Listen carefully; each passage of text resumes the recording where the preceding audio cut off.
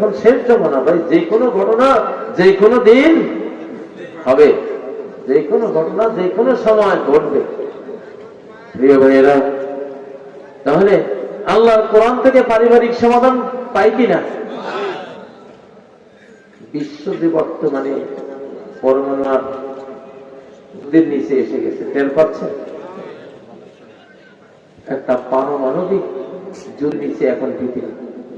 পরমাণু একটা বললে আপনার বিল্ডিং, গাছ, আপনার লোহা লক্কর মানুষ জ্বলে পড়ে ধুলিবালি হয়ে আকাশে কার্বন হয়ে মেঘ হয়ে ধোঁয়া উড়ে যাবে।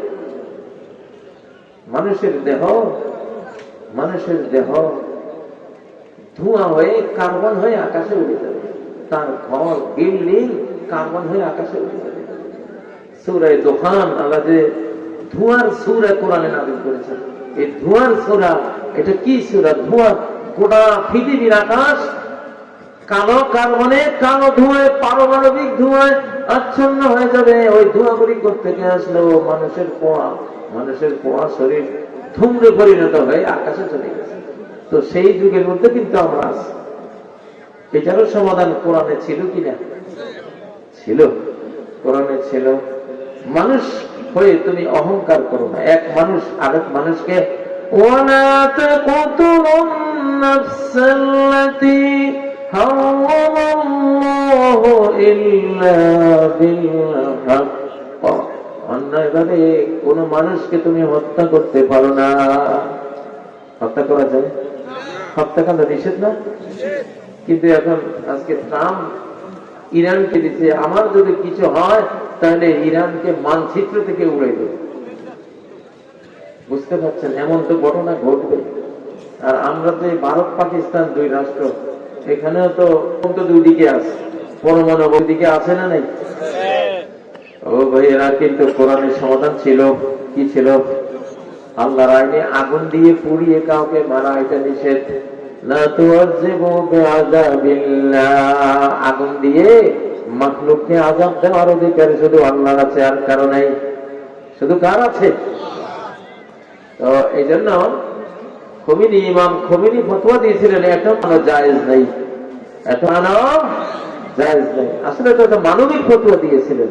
কিন্তু ইসলামে তোমারে যদি মারে, তোমারে যদি পরমাণু মারে, কেমন তখন তুমি তারে মারতে পারবা? পরমাণু তুমি প্রথমে মারতে পারবা না। মুসলমান প্রথমে পরমাণু মারবে, এটা জায়েজ নাই। আল্লাহর মাখলুককে তুমি এটম মাইরা, পরমাণু মাইরা, তাহলে তুমি ধোঁয়া বানাইয়া পুড়িয়া তুমি আকাশে উড়াই দেবা, এত বড় অধিকার আল্লাহ তোমারে দেয় নাই। হ্যাঁ, তোমারে যদি কেউ মারে, তোমার দেশে যদি কেউ মারে, তাহলে কোরআনে একখানা আইন আছে না নাই? মুসলমান জানতে হবে কিনা? এখন মাসলা শুনলেন যে আগুন দিয়ে পোড়ানো জায়েজ নেই, তাহলে আপনারে মানলেও কি আপনি না জায়েজ মনে করে আপনি বসে থাকবেন? তাহলে তো আপনার যা আছে একটাও থাকতো না, সব উড়াই দিবে, ঠিক না?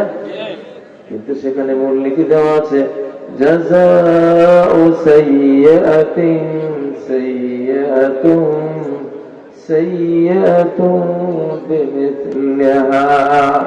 একটা অন্যায় যদি কেউ করে, তাহলে তার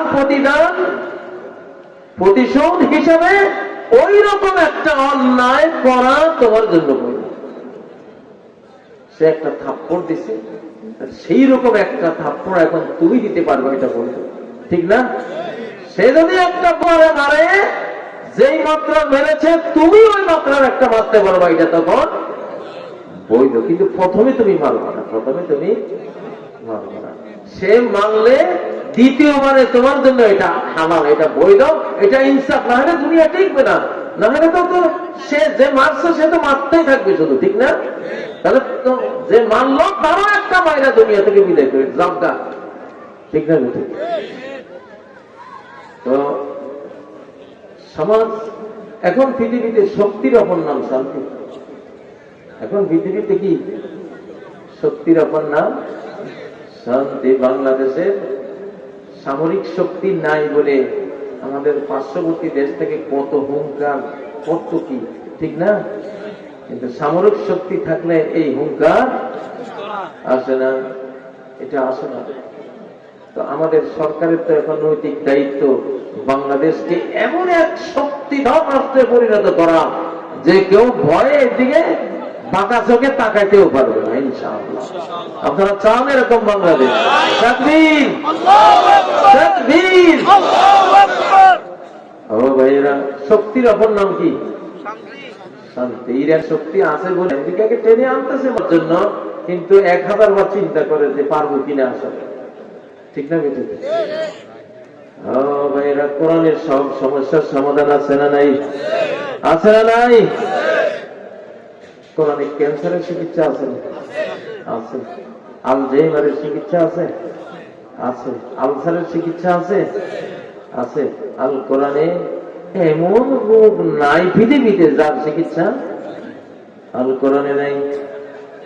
আমি একটা নমুনা দেখি, সূরা ফাতিহা একটা সূরা, সূরা ফাতিহা কি একটা সূরা, সর্বরোগের শেফা আছে, সর্বরোগের শেফা আছে, কিন্তু শেফা শব্দটা কিন্তু এই সূরার মধ্যে নাই।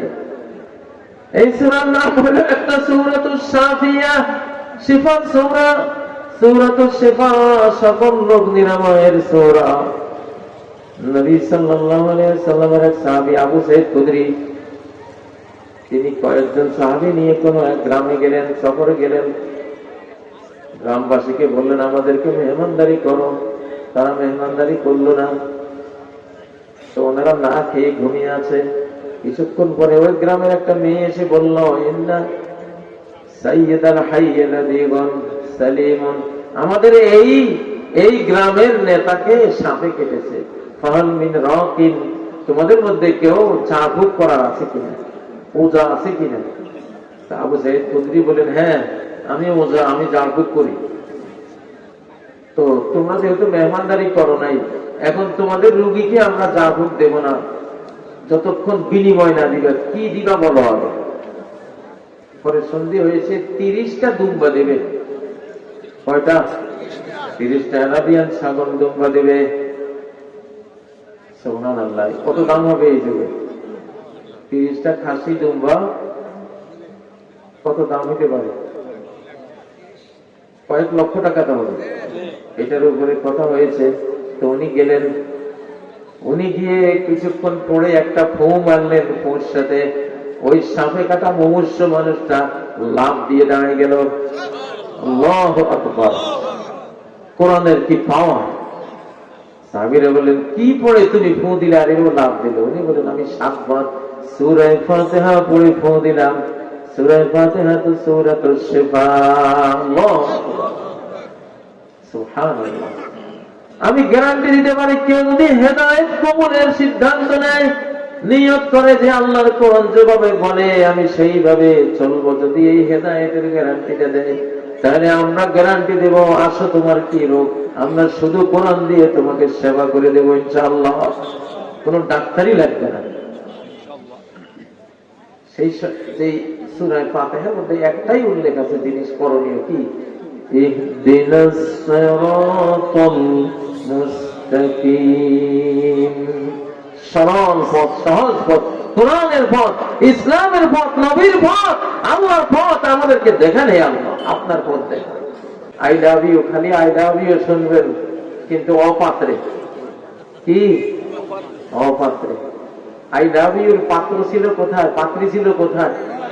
ঘরের ভিতর। ওয়াজআলা বাইনাকুম মাওয়াদ্দাতাও ওয়া রাহমাহ, স্বামী স্ত্রী হও, স্বামী স্ত্রী হও, দম্পতি হও, স্বামী স্ত্রীকে ভালোবাসা দাও, স্ত্রী স্বামীকে তুমি ভালোবাসা দাও। যদি এইভাবে পবিত্র ঘরের ভিতরে একে অপরকে ভালোবাসা দাও, এর বিনিময়ে মহান আল্লাহর ভালোবাসা তুমি পাইবা। সুবহানাল্লাহ। আমাদের মুহাম্মদ সাল্লাল্লাহু আলাইহি সাল্লাম ঘর সংসার করেছিলেন কিনা? উনি কি রাস্তায় আই লাভ ইউ করেছেন? কোথায় বলেছেন? আলহামদুলিল্লাহিল্লাযী রাযাকানি হুব্বা আয়েশা, সব প্রশংসা হয় আল্লাহর, যে আল্লাহ আমাকে আয়েশার প্রেম দান করেছেন। নবীজির সাথে আয়েশার সম্পর্ক যে কত প্রেমের ছিল, সাহাবীরা সবাই এটা নিয়ে আলোচনা করত। সুবহানাল্লাহ। এই প্রেম আল্লাহর প্রিয় জিনিস। নিজের বৈধ স্ত্রীর সাথে ভালোবাসা, এটা আল্লাহর প্রিয় জিনিস। এটার জন্য কেউ এটা পাইলে প্রশংসা করতে পারে, এটার জন্য আল্লাহর প্রশংসা করতে পারে। ও ভাইয়েরা, স্বামী যদি স্ত্রীকে ভালোবাসা দেয়, স্ত্রী স্বামীকে ভালোবাসা দেয়, এই ভালোবাসার ছেলে মেয়েরা পাবে কিনা? হ্যাঁ, এই মায়া দয়ার ভাগ আপনার ঘরে শিশুরা পাবে কিনা? আমাদের স্কুল, কলেজে, ইউনিভার্সিটিতে, মাদ্রাসায়, বিশেষ করে শিশু মক্তবে কিছু শিশু আমাদের স্কুলে মাদ্রাসায় যায়, ওরা খুব তীব্র ভাষায় তার সহপাঠীদেরকে গালিগালাজ করে, মারে। কোত্থেকে শিখলো? আমরা অস্থির, এই ছোট্ট বাচ্চা কার কাছে শিখলো? পরে খোঁজ নিয়ে দেখি ওরা জামাই বউ প্রতিদিন মারামারি করে। ওর মা বাবা একে অপরকে গালিগালাজ করে, একে অপরকে গালিগালাজ করে, অশ্রদ্ধা করে, তীব্র ভাষায়, রুক্ষ ভাষায়, কর্কশ ভাষায় ঘরের মধ্যে স্বামী স্ত্রীকে গালি দেয়, স্ত্রী স্বামীকে গালি দেয়। শিশু তো শুনে, শিশু হলো দার্শনিক। শিশু যা দেখবে তাই শিখবে, যা শুনবে তাই শিখবে। তাইলে এই শিশুটা যখন স্কুলে গিয়ে একই গালি দিল, আর শিক্ষকরা বুঝলো যে এই ছোট্ট মাসুম ফেরেশতার মতো বাচ্চাটা এত খারাপ গালি তো তার শেখার কথা না, নিশ্চয়ই তার মা বাবার সমস্যা আছে। এই গালির উস্তাদকে তার মা, তার বাবা, ঠিক না? ঠিক।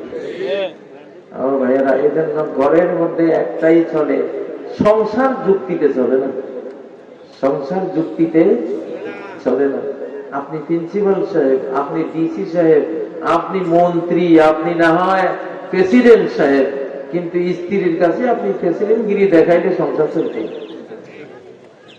ওখানে সংসার চলবে শুধু আই লাভ ইউ দিয়ে, অলওয়েজ। তোমার সে যাই বলো, গালি গালাজ করে, তুমি বলবা তুমি যাই করো আমি তোমাকে ভালোবাসি, কারণ এটা আমার স্রষ্টা আমাকে শিখিয়েছেন। কে শিখিয়েছেন? কে শিখাইছেন? তাহলে কোরআনে ঘর সংসারে যে আজকাল বিয়ে হলো 2 মাস 3 মাস হলো, 3 মাস পরে উকিল নোটিশ। ঢাকা শহরে এটা ভাই, এটা হলো ভয়াবহ একটা অ্যাটম বোম মারলে যা হবে তার চেয়ে ধ্বংসাত্মক ক্ষতি হয় এই ঘরের গন্ডগোলে, ঘরের আগুনে, ঠিক না? মানব বংশ নিপাত হওয়ার অবস্থা। ঢাকা শহরে প্রতি বছরে যত বিয়ে হয় 70% ভেঙে যায় বছরের মধ্যে। এই যে অশান্তির আগুন কি দিয়ে নিভাবো বলেন? এই আয়াতটা পড়লে শিখলেন কিনা যে না, এই স্ত্রী বানাইছে কে? আল্লাহ। নবীজির যে 11 স্ত্রী ছিলেন, 11 স্ত্রী একদিন নবীজির কাছে সময় সবার দাবি দেওয়া নিয়ে আসে। ইনি বলে আমার এই লাগবে, উনি বলে এই লাগবে, ইনি বলে এই লাগবে, সব দাবি দেওয়া শুনে নবীজি তো তিনি ছিলেন দ্বীনের মানুষ, দুনিয়ার মানুষ তো না। দুনিয়ার এসব ভোগ বিলাস তো ওনার জীবনে, উনি চাইলে আল্লাহ তাআলা গোটা মক্কার সকল পাথর স্বর্ণ বানাই দিতে প্রস্তাব দিয়েছিলেন, উনি নেন নাই, ইচ্ছাকৃত কষ্টের জীবন নিয়েছিলেন। নবীজি যে স্ত্রীরা ওনাকে সবাই ধরেছেন, একটা কথাও বলেননি, তর্ক করেননি। বাংলাদেশে হইলে তো আমরা বাঁশ আর মানুষ গছা লইয়া পিটাইয়া 2-4 জনের হাত পা ভাঙে হাসপাতালে পাঠাই দিতাম, ঠিক না? কিন্তু আল্লাহ নবী একটা কথাও বলেন নাই, একটা কথাও বলেন, তর্কে যান নাই। তর্কে দিল ভাঙে, ঠিক না? আস্তে মসজিদে চলে গেছে। মসজিদে গিয়া পছন্দ করেছেন 1 মাস আর ঘরে যাব না। ইমোশনাল একটা শাসন দিলেন। এখন তো ওনার ঘরে ঘরে কান্নার রোগ, স্ত্রীরা কাঁদে, বাপেরা আসে কান্না করে, ভাইয়েরা আসে কান্না করে। আহারে, আল্লাহ নবী সাল্লাল্লাহু আলাইহি ওয়াসাল্লামের ঘরের একটা কুকুর হয়ে থাকা হতো কত বড় মর্যাদা, ঠিক না? হ্যাঁ, আসহাবে কাহাফের কুকুর হইতে পারছিল একটা কুকুর, ঠিক না? ওর কথা কোরআনে আইছে না নাই? হ্যাঁ, কোরআনে শুধু একজন সাহাবীর নাম আছে যাইদন, আর কোন সাহাবীর নাম নাই। ও ভাইয়ারা, কিন্তু আসহাবে কাহাফের ওই কুকুরটার নাম আছে ওয়াকাল বুহুম বাসিতুন যিরাইহি বিলওয়াসি। কালবুহুম তাদের কুকুর, তাদের ডগ, তাদের কুকুরটা এভাবে সামনের দুই হাত বিছিয়ে ওই গুহার সামনে পাহারাদারের ভঙ্গিমায় শুয়ে আছে, ঘুমায় আছে। কেউ দেখলে মনে করবে কুকুর এটা জীবিত। আল্লাহু আকবার। তো সেই সব সাহাবীরা, ওই স্ত্রীদের বাবারা ভয় পেলেন, নবীজিকে তালাক দিচ্ছেন নাকি। হযরত ওমর গিয়া নবীজিকে খুব শান্ত করে খুশি করে জিজ্ঞাসা করলেন, আপনি কি আতাল্লাকুতা নিসার তালাক দিয়েছেন? না না, তালাক দিইনি। তখন ওমর তাকবীর দিলেন, আল্লাহু আকবার। দেন না একটা তাকবীর, তাকবীর, তাকবীর, নারায়ে তাকবীর, নারায়ে তাকবীর, আল্লাহু আকবার। আল কোরআনের আলো সংসদে জালো, আল কোরআনের আলো, নারায়ে তাকবীর। তাহলে মহানবী কি শিখালেন? ঘরে ঝগড়া হতেই পারে, কিন্তু চুপ, কথা কইও না। দুই হাত হইলে তো তালি বাজি যাবে, ঠিক না? মানে এক হাতে নাড়াচাড়া যাই করো, শব্দ না, এটা তালি হবে না। যখন আরেকটা হাত দিলে তখন কি? আল্লাহ নবী কত মহাবিজ্ঞানী ছিলেন। যদি সেদিন উনি একটা কথাও কইতেন, তাহলে আরো 11 জনে 11 কথা কইলে তো ঘরে বিশাল ঝগড়া করা। চুপে চাপে চলে গেছে। সুবহানাল্লাহ। ছোটবেলায় আমাদের বাড়িতে কুকুর ছিল, একটা বড় বাঘের মতো কুকুর, একটা কুকুরই ছিল। তো বাইরের কোন কুকুর আসলে দেখতাম আমাদের বাড়ির কুকুরটা বাঘের মতো হামলা করত। কিন্তু মাঝে মধ্যে আমি দেখতাম এই কুকুরটা বাঘের মতো হামলা করতে গিয়ে একেবারে বিড়ালের মতো হাত ব্রেক করে আসতে চলে আসতেছে। কি ব্যাপার, তুমি গেলা ঝগড়া করার জন্য এত হুঙ্কার ছাড়ি, তারপরে হাত ব্রেক করে দিয়ে ফেরত আসতেছে। পরে যাই দেখি যে ওইটা ফিমেল, মহিলা কুকুর। তার পুরুষত্বের এটা প্রেস্টিজের হ্যাম্পার যে আমি পুরুষ হইয়া মহিলার সাথে ঝগড়া করবো। সি সি সি, আল্লাহু আকবার। আসলে এটা এটা ফিতরাত, এটা আল্লাহর দেয়া সহজাত গুণ যে পুরুষ জাতি মহিলার সাথে ঝগড়া করা এটা মানায় না, মানায় না। আমি ওই কুকুরের কাছে শিখছি তখন যে যাক, এটা বড় জ্ঞান পাইলাম তোমার কাছে যে কখনো পুরুষ মানুষ হইয়া মহিলার সাথে। আমি সব সময় দেখতাম যে কুকুরটা কি বাঘের মতো গেল আর কি চুপচাপ ভদ্র হইয়া ফিরত আসলো। মানে যাই বুঝছে যে আরে ওইটা তো ফিমেল, কি ঝগড়া করবে, আমার মান ইজ্জত থাকে। ঠিক দেখেন, মাখলুকাতকে আল্লাহ তাআলা যে শিক্ষা দিয়েছেন, হ্যাঁ, এই শিক্ষা মানুষকেও তো দিয়েছে, ঠিক না? বন জঙ্গলের সিংহ আর সিংহী ঝগড়া লাগে না। হ্যাঁ, অনৈতিক কাজ করলে সেটা হতে পারে, ঝগড়া না, সেটা অ্যাকশন। একদিন একটা সিংহকে দেখলাম, তার স্ত্রী বাসাতে আসছে।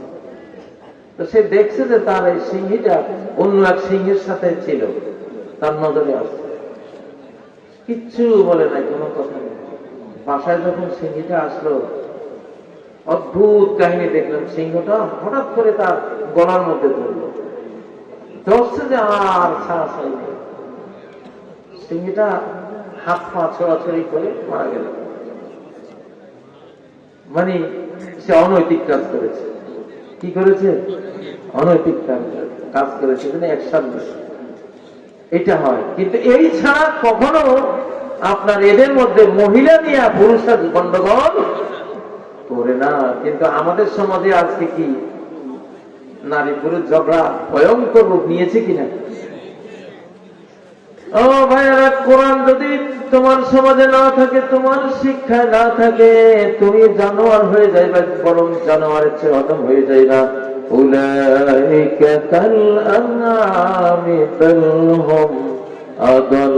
এরা হলো যারা কোরআন বুঝে না, কোরআন পড়ে না, সত্যকে অনুধাবন করে না, এরা হলো চতুষ্পদ জন্তুর মতো। কিসের মতো? বাল হুম আদাল, বরং জন্তুর চেয়ে আরো ভয়ঙ্কর, আরো খারাপ, আরো খারাপ। জাহান্নামে যারা যাবে, শেষ পর্যন্ত মানবীয় আকৃতি থাকবে না, মানুষের ছবি থাকবে না, কারণ সে মানুষ ছিল না। সে জাতে ছিল মানুষ, কিন্তু বৈশিষ্ট্যে সে ছিল একটা জানোয়ার। এই জন্য তারে আল্লাহ জানোয়ার বানাই দিলেন, মানবীয় ছবি থাকবে না। ইব্রাহিম আলাইহিস সালামের বাবা যে মূর্তি বানাইতো, কিয়ামতের দিন হযরত ইব্রাহিমের সামনে সে আসবে একটা হায়না হয়ে, সারা গায়ে নাপাক। ইব্রাহিম আলাইহিস সালাম যখন প্রথম দেখবেন, মানুষ রূপে দেখবেন, তিনি দোয়া করবেন যে আমার বাবাকে আল্লাহ মাফ করো। কিছুক্ষণ পরে আল্লাহ তাআলা তার আসল ছবিটা তারে দেখাবেন, যে একটা হায়না, সারা গায়ে তার পায়খানা লাগা। ইব্রাহিম আলাইহিস সালাম যখন আজরকে এই অবস্থায় দেখবেন, সাথে সাথে ইব্রাহিম তার থেকে সম্পর্ক ছিন্ন করে ওখান থেকে বিদায় হবেন। আল্লাহ যে বললেন এরা এরা জীবজন্তুর মতো, বরং জীবজন্তুর চেয়ে ভয়ঙ্কর। আমরা ভাবতেছি এটা একটা এক্সাম্পল, একটা উপমা দিলেন, এটা শুধু উপমা না, বাস্তবে এটাই হবে। কেমন বাস্তবে কি? আল্লাহর কিছু ওলিরা মসজিদে গিয়া চোখের সামনে পর্দা লাগাইতেন। দিল্লির এমন একটা ঘটনা আছে, আল্লাহর একজন ওলি, সে চোখের সামনে মসজিদে ঢুকেই পর্দা লাগাই দিয়েছে চোখের উপর। তারপরে একজন জিজ্ঞাসা করলো, হুজুর আপনাকে প্রায় দেখি আপনি চোখের সামনে একটা পর্দা লাগাই দেন, তো হুজুর কি দিয়ে বুঝান? পরে ওর চোখের সামনে ধরছে ওইটা, তোমাকে আমি কথা দিয়ে বুঝাইতে পারবো না, একটু চোখের সামনে। ওর জন্য আল্লাহ একসাথে উল্টা করে দিছে ওই ফটোটা। ওর চোখের সামনে ধরার পরে সে দেখতেছে মসজিদের সব শিয়াল, কুকুর, জীবজন্তু, অধিকাংশ মানুষের সংখ্যা খুবই নগর। তো উলাইকা কাল আনআম, এটাতে আল্লাহ কোনো কথাই শুধু রূপক হয় না, এটা বাস্তব। ওটা কি? এটা বাস্তব।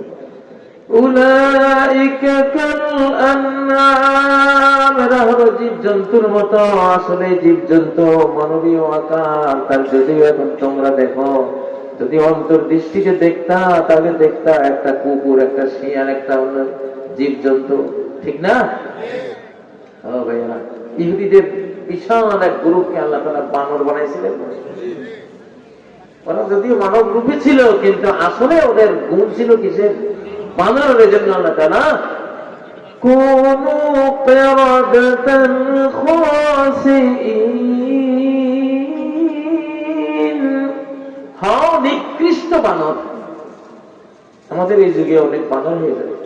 হয়তো দেখবেন কোন গানের মজলিসে বসে আছে, মদ সুরা চলছে, মহিলা নাচতেছে, হয়তো হাজার মানুষ বসে কনসার্টের মধ্যে বসে ওইভাবে গান বাজনা, নায়িকা গায়িকা নাচাচ্ছে। সকাল বেলায় মানুষ এসে দেখবে কতগুলো বানর শুকুর বেরিয়ে যাচ্ছে, একটাও মানুষ নেই। ইউনসাফু কওমান মিন উম্মতি কিরাদাতান ওয়া খানাজির, আমার উম্মতের বহু মানুষকে শেষ জামানায় বানর শুকর বানিয়ে দেওয়া হবে, বানর শুকর বানিয়ে দেওয়া হবে। কেন? দোষ কি? ইত্তাখাযুল কায়নাতি ওয়াল মাযিফ, ঘরের বৈধ স্ত্রী তাদের ভালো লাগে না, গায়িকা নায়িকা নিয়ে তাদের জীবন, ওয়াল মাযিফ দোতলা সেতারা ঢোল তবলা নিয়ে তাদের জীবন। এইটার শাস্তি দিবেন আল্লাহ তাআলা। কি বানাবেন?